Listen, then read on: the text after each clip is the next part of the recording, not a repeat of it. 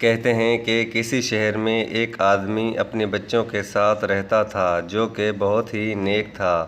اس نے اپنی زندگی میں کبھی بھی کسی غیر عورت کی طرف نظر اٹھا کر نہیں دیکھا تھا۔ پھر ایک بار کچھ یوں ہوا کہ اس کے مالی حالات اس قدر خراب ہو گئے کہ گزارا کرنا مشکل ہو گیا۔ نوبت یہاں تک پہنچ گئی کہ گھر میں فاقے شروع ہو گئے۔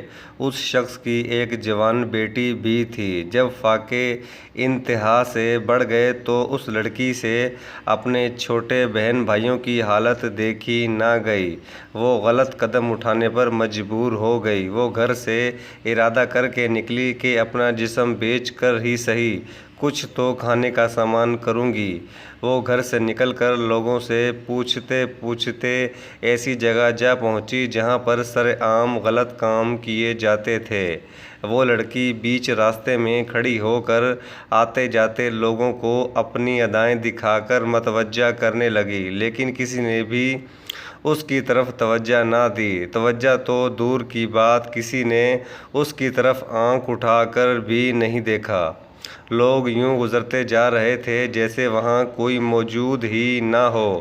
سارا دن گزرنے کے بعد جب شام ہوئی تو وہ لڑکی مایوس ہو کر گھر کی طرف چل پڑی۔ جیسے ہی وہ گھر پہنچی تو دروازے کے پاس ہی اپنے باپ کو پریشان کھڑا پایا۔ اسے دیکھتے ہی اس کا باپ کہنے لگا کہ بیٹی تو کہاں چلی گئی تھی؟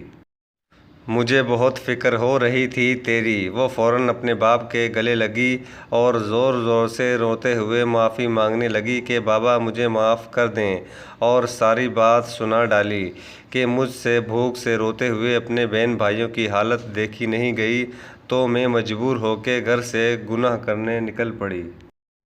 لیکن کسی ایک آدمی نے بھی میری طرف آنکھ اٹھا کر دیکھا تک نہیں۔ سارا ماجرا سننے کے بعد اس کا باپ کہنے لگا کہ بیٹا آج تک تیرے باپ نے کبھی کسی غیر عورت کی طرف آنکھ اٹھا کر نہیں دیکھا، تو پھر یہ کیسے ممکن تھا کہ کوئی تیری طرف آنکھ اٹھا کر دیکھے؟ ویڈیو دیکھنے کا شکریہ۔